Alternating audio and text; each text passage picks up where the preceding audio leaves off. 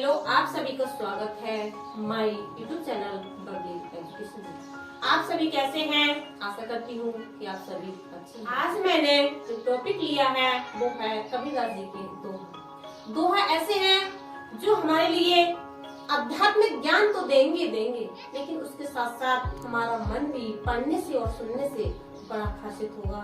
तो देखेंगे वो दोहा कौन से हैं। तो सबसे पहले मैं बात इसकी संदर्भ की कर लेती हूँ कि दोहा आज आया, उसका संदर्भ हम क्या लिखेंगे। तो संदर्भ के बारे में मैं अपनी पिछली वीडियोस में भी बता चुकी हूँ, लेकिन आज फिर मैं आपको पुनः बताने जा रही हूँ। तो संदर्भ कैसे लिखेंगे? प्रस्तुत पद्यांश हमारी पाठ्य पुस्तक हिंदी काव्य के या पद लाएं या काव्य लाएं दोहा नामक शीर्षक से अवतरित है, जिसके रचयिता संत कबीरदास जी। देखिए, कबीरदास जी ने जितना महत्व अपने गुरु को दिया था उतना शायद किसी को भी नहीं दिया। उन्होंने गुरु के लिए क्या बताया है कि गुरु का महत्व हमारे जीवन में कितना सर्वोपरि है। देखेंगे हम दोहा के माध्यम से कि कबीरदास जी क्या कहते हैं। गाने में मेरी आवाज बहुत ज्यादा अच्छी नहीं है, लेकिन फिर भी मैं अच्छे से बताने का प्रयास करूंगी। सतुगुर हमसो रीझ कर एक कहा प्रसंग, बरसा बादल प्रेम का भीज गया सब में। कबीरदास जी कहते हैं कि सतुगुर हम सुरीज कर एक कहा प्रसंग। सतुगुर मीन्स गुरु, जो मेरे गुरु है, सच्चे गुरु, हमसे रीझ कर, मुझसे प्रसन्न होकर और एक प्रसंग उन्होंने बताया, एक बात बताई। वो बात क्या बताई? बरसा बादल प्रेम का भीज गया सवंग। गुरु ने मुझे ऐसी बात बताई, ऐसा प्रसंग सुनाया, जिससे कि मेरा शरीर प्रेम रूपी वर्षा से भीग गया, मेरे अंदर प्रेम उत्पन्न हो गया और प्रेम रूपी वर्षा से मेरा हृदय बाग हो गया। अब इसमें बात करें कि इसका काव्यगत सौंदर्य क्या होगा। तो इसका काव्यगत सौंदर्य सबसे पहले हम लिखेंगे भाषा। तो इसकी भाषा, कबीरदास जी की भाषा सतुकड़ी है, सतुकड़ी भी डालेंगे और देखते हैं कि इसमें अलंकार क्या है। तो अलंकार रूपक है। और हम बात करें छंद की, तो छंद इसमें दोहा है। और बात करें कि इसमें गुण कौन सा है, तो प्रसाद मधुर है। अब अगला देखेंगे हम, राम नाम के पट तरे देव को कछु नाही, क्याल गुर संतोषिए हांसी रही मन माही। राम नाम के पट तरे देव को कुछ नाही, क्याल गुर संतोषिए हांसी रही मन माही। कबीरदास जी कह रहे हैं कि गुरु ने मुझे जो राम नाम दिया है, राम नाम के पटतरे मीन्स होता है उसके समान, देव को कुछ नहीं, कि गुरु ने जो मुझे राम नाम दे दिया उसके बदले में या उसके समान उनके लिए देने के लिए मेरे पास कुछ नहीं। क्या ले गुरु संतोष ये हंस रही मन मोही।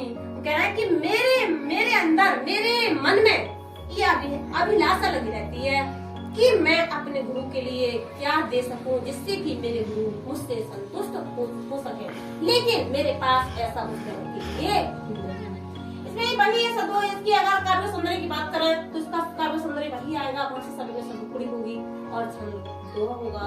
अगर रस की बात करें तो यहाँ शांत रस होगा।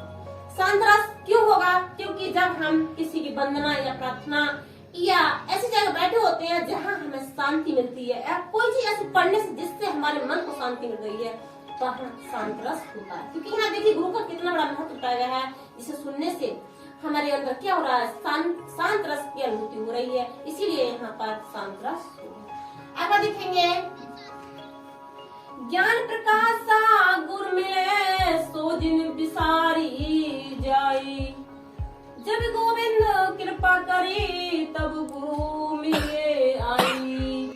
ज्ञान प्रकाशा गुर मिला सो जिन बिसारी जाई, जब गोविंद कृपा करी तब गुरु मिले आई। ज्ञान प्रकाशा गुरु मिले, तो क्या है कि गुरु के आने से हमारे अंदर ज्ञान प्रकाशित होता है। और ऐसे गुरु के लिए कहा है उन्होंने कि जो हमारे अंदर ज्ञान की बातें समझाए, हमारे अंदर ज्ञान उत्पन्न करे, ऐसे व्यक्ति के लिए, ऐसे इंसान के लिए हमें कभी नहीं भूलना चाहिए। 100 दिन बिसारी जाए कि तुम इसका कभी भूल तो नहीं जाओगे, ऐसे गुरु के लिए हमें भूलना नहीं है। कैसे है? जब गोविंद कृपा करी तब गुरु मिलाई। और कह रहे हैं कबीरदास जी कि हमें सच्चे गुरु की अनुभूति जब होती है, सच्चा गुरु हमें जब मिलता है जब गोविंद की कृपा होती है। गोविंद की कृपा से ही हमें सच्चे गुरु की अनुभूति होती है। आगे देखेंगे, माया दीपक नर पतंग भ्रमी भ्रमी ये वो पढ़ंत, कहे कबीर गुरु ज्ञान एक आधो दुरंत। माया दीपक नर पतंग, कबीरदास जी ने दोहे में बताया है। देखिए मनुष्य के लिए कितनी बड़ी बात कही है कि मनुष्य इस संसार में किसके समान है? एक पतंग के समान है। और ये जगत संसार किसके समान है? माया के समान है। ये जगत संसार माया के समान है और मनुष्य एक पतंगे के समान है। कैसे है?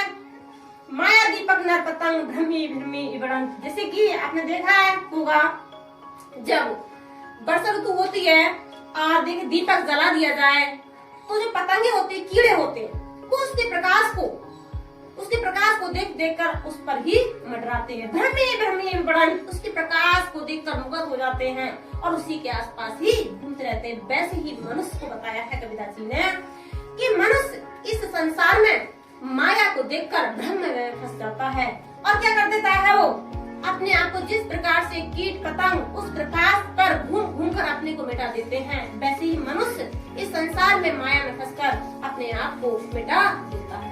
अरे कहे कबीर गुरु ज्ञान एक आधो भ्रांत। और क्या रहे हैं कबीरदास जी कि एक दो ही व्यक्ति ऐसे होंगे जो गुरु के ज्ञान से अपने इस भ्रम से, इस माया से बच जाते हैं, मुक्त हो जाते हैं।